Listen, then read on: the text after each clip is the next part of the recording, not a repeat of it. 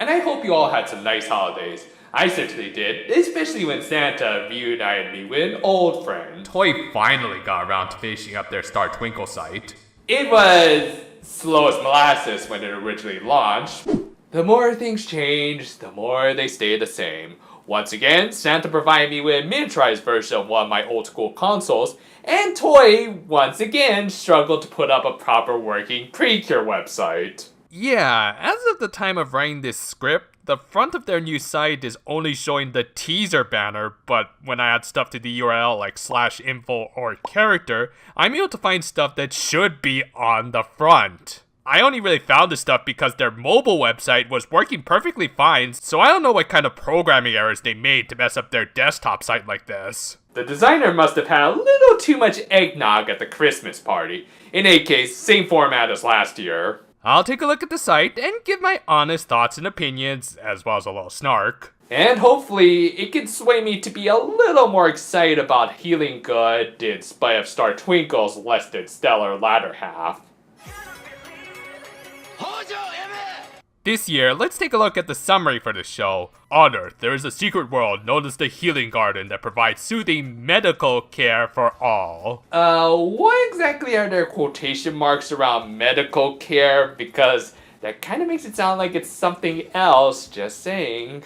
However, a disease known as the Byogens has trapped the planet in its clutches and is slowly eating away at it. The Earth is in grave danger. Oh please, we all know that the only truly dangerous diseases are the ones made by video games created by walking ham and cheese sandwiches with massive god complexes. To overcome this peril, 3 Earth doctors in training known as the Healing Animals managed to escape. Interesting thing to note here, in the original Japanese, they use the term Sanni, or 3 people, to describe the healing animals as opposed to Sanbiki, which means 3 animals. So, either my theory that they're going to have human forms was correct, or these writers are just very pro-animal equality. Just keep it off of Twitter, please.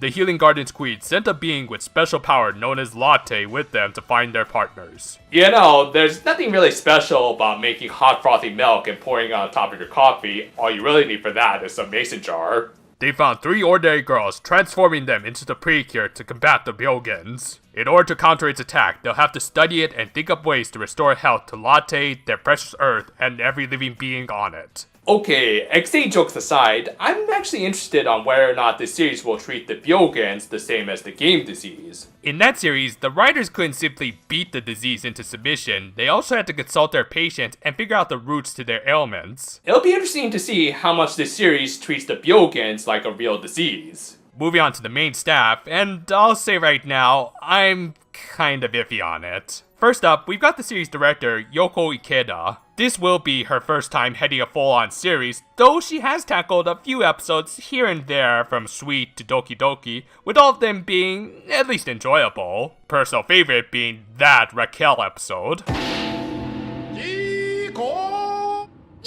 She also tackled the mediocre Sweet movie and the pretty good Superstars crossover film. I don't think the directing was my main gripe with that movie. Can't really pass judgment on this one, so I'll just wish her luck for now.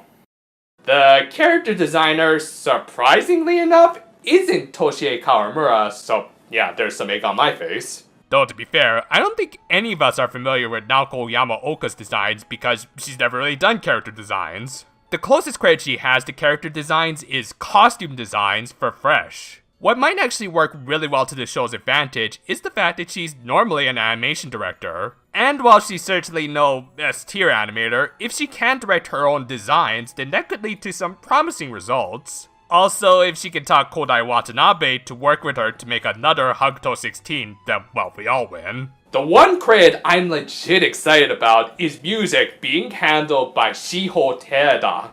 Yes, Toei finally got over their obsession with Yuki Hayashi after 3 straight seasons with the dude. And while I've got nothing against the guy, I think he does great work. Have you ever heard the Garo soundtrack? She's done a lot of great composing alongside guys like Hironobu Kageyama and his little group of friends. And just based on the little bit I heard in the trailer, I'm already thinking about buying the OST. Yes, we'll get to that in just a second, so y'all can stop commenting to me when I'm trying to enjoy Christmas. Now, all of that said, after witnessing Star Twinkle's downfall, I think the most important credit that we should consider is the head writer. Which, for this series, is going to be Junko Komura, and I'll be generous and just say, I mentioned her in my All-Stars Memories review, and while it's probably not fair to completely blame her for that movie's many shortcomings, I also do think that her writing, at least based on Zoolger and Lupat, is highly flawed to say the least, with her struggling to balance developing larger casts. But with smaller superhero teams, say ones just made up of the 3 primary colors, then yeah, she fares a little better. Heck, she wrote probably my favorite episode of Akiba Ranger about Yumeri's mother, and a story like that definitely wouldn't feel out of place in Precure. So, while I'm still very iffy, I'm willing to give her a chance. Has to be a lot easier to work with animated characters as opposed to live-action villains with scheduling conflicts. Before we get to the characters, we'll take a look at the trailer, and good gravy, those backgrounds are beautiful. Sure, the animation here looks stiff as a log, but the real test will be for the fights, which we don't see just yet. Speaking of which, we've got some pretty good looking villains here. I especially love that grotesque glowing effect they have on the monsters of the week, though for whatever reason, we still can't get away from the Zakenna faces. We also get to see a little of our lead Cure's transformation sequence, which already looks a lot better than Hikaru's overcomplicated yet uninteresting whatever the heck this is. Though, while I can't play the audio here, I can't help but notice this voice sounds kind of familiar. Hold on, I need to check up on something. Let's see here. I'm sorry, I think my kanji reading is a little off because I can swear that says Aoyuki, huh? That's exactly what it says? And there's no other Aoyukis I should know of? If this lady ever lands a Precure role, she'll officially have monopoly over the genre. I mean, I'll be honest, I always had the feeling that the real-life Shuten would land a Precure role sooner or later, but I didn't expect it to be something as direct as the pink lead. Toei, am I to assume you guys are just desperate to win back your big boy fanbase after Star Twinkle fizzled out? I mean, yeah, to be fair, Yuki does have a long history with Toei, as some of her first significant TV roles were in Super Sentai, and later in Kamen Rider Fives, where she cosplayed as Kyle Hinazuki over a decade before Erased was even created? Okay, is this lady actually a time-traveling god?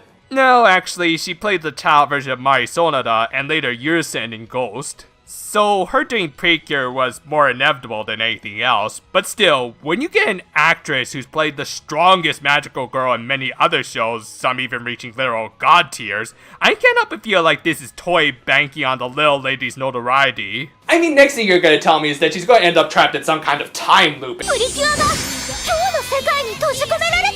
Okay, I think I was the one who drank a little too much eggnog at the Christmas party. Also, I'm gonna save talking about that trailer for another day. This video is long enough as is.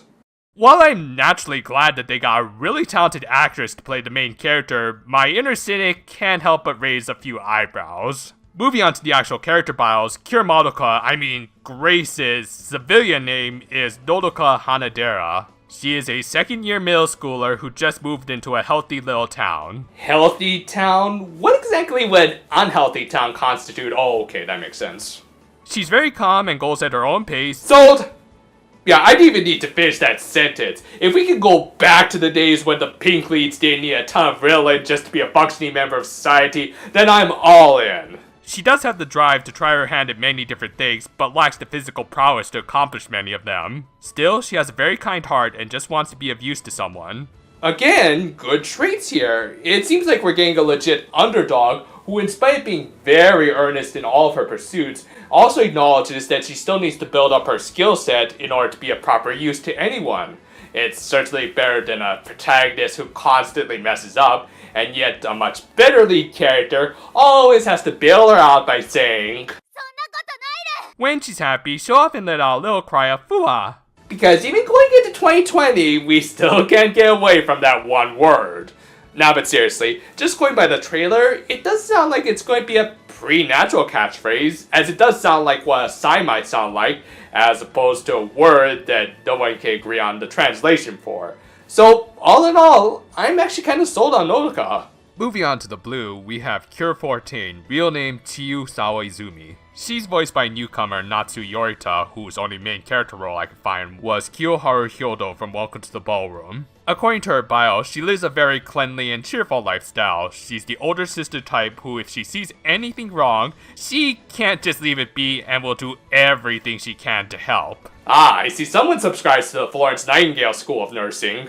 She is very serious with a strong sense of responsibility that tells her to try and handle everything by herself. The rest of her bio basically describes your typical superhuman magical girl, even without her powers. So yeah, basically they're trying to bill her as a foil to Nodoka and her lack of skills, so that by contrast, Chiyu might have too many skills and might be putting too much on her plate when trying to help others. If we can have a series-long arc between these two, then we might have one of the better teen dynamics that's not just forgotten after episode 3. Last up for our main heroines is Cure Sparkle, real name Hinata Hiramitsu. She's voiced by Hiyori Kono, who recently played Rennie from Nokin, though I personally know her better as Asuka from Are You Lost? Since this series is supposed to be about nature and illness, I wonder if they're going to have an episode about poison testing.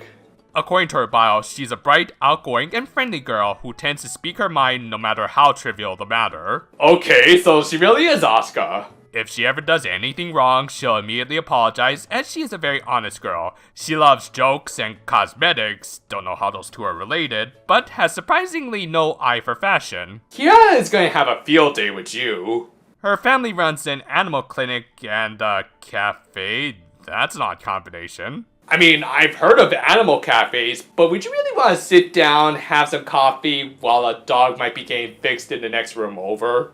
I don't know, maybe they actually run 2 businesses, but yeah, Hinata sounds like a fun character. She seems like she could end up becoming the third wheel in this group, as Nodoka and Chiyu might have their own dynamic, but she also seems quirky enough that she could do her own thing. Just one thing, please don't have an episode of her hanging out with some guest star comedians. Moving on to the healing animals, and let's just get this out of the way. The Aoyuki voiced magical girl is partnered with a rabbit-like creature with huge red eyes. This particular incubator is named Rablin. As in Ramblin' Rabbit? Today's episode is brought to you by Ramblin' Rabbit's Bohemian Breakfast Spread. And she's voiced by Ai Kakuma, whose roles include a card game playing magical girl, a shotgun toting magical girl, and best monster girl, Fight Me. Ramblin' Rabbit is described as having a strong, unyielding sense of justice, and as a result, she tends to get a little too high-spirited and makes a lot of mistakes, and often drags Nodoka down with her. So basically, the idiot pink tendencies were transferred to the fairy? I can work with this. I mean, granted, I wouldn't want to see an overly annoying mascot character, but if they can keep a good balance, then we could end up with at least a fun and non-toxic relationship between these two. Next up, we got Chiyu's partner, this dude bro looking pretty named Pekitan. They're voiced by Hana Takeda, who's currently playing Kurotsuchi in Boruto, and apparently does the Japanese dub for one of my favorite South Park characters ever, which would explain that little bit of blonde hair. They're described as being very intelligent, but also a bit shy and lacking in confidence. Yet in spite of their modest nature, they'll do what they can when the chips are down. Hopefully it involves turning into Professor Chaos. Nothing much to say here, a fairly standard blue fairy partner. Moving on to the yellow fairy, and oh come on, that's totally Harry Hariham. If he develops a relationship with the yellow, I'm quitting.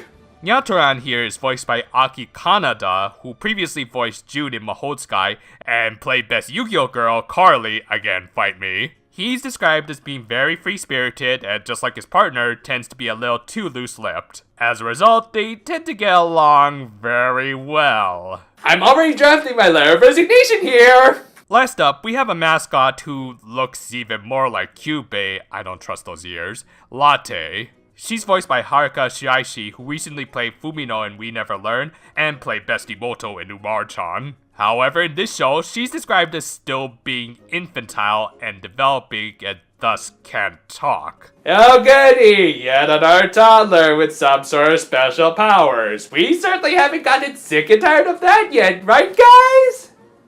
When they put a stethoscope to her chest, they can hear her inner voice, which will often say latte. Again, do you really want that overpriced garbage? She's also the daughter of the Healing Garden Queen Tiatinu, and thus can detect the discord brought upon by the Byogans. She doesn't have anywhere near as much power as her mother, and therefore gets weak after using them. Regardless, she's still Mama's little girl and tends to take a lot of naps. Because when you flunk out of medical school, you can always fall back on good old nepotism.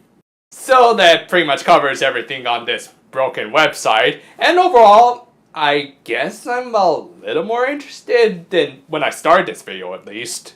I'll say right now, I'm already starting to like Nodoka, and not just because she's voiced by one of my favorite VAs. Going by her character bio and what little we can see in the trailers, she doesn't seem like she'll conform to the Idiot Pink role, which brought down 2 of the recent leads. I also like the prospect of her becoming a foil to Chiyu, making possibly for a Haruka and Minami student-teacher relationship where both end up learning from each other. Nothing much to say for Hinata just yet, but at least she seems like she's gonna have some interesting quirks, which I'll take over nothing at all. All that said, my main concerns are with the maid staff outside of the music. Just going by the length of her resume, Yoko Ikeda still seems rather green to all of this. As far as I can tell, she also doesn't seem to have a long history with the head writer, Junko Komura, whom I also have some reservations with. While I actually really like her comedy, I do think her characters need work. Going by how she did seem to focus more on one side of Loopad more than the other, does seem to suggest that she can write 3-member teams well, so maybe she's more suited for this than Sentai. We'll have to wait and see, as I will admit, I do really like the themes of medicine and nature. And as long as this doesn't become a modern Captain Planet, then it might have some legs. Feel free to let me know in the comments below. I've got to start saving up for New Year's, so until 2020, farewell for now, my friends, and... Uh-oh, I think Mr. God found the latte.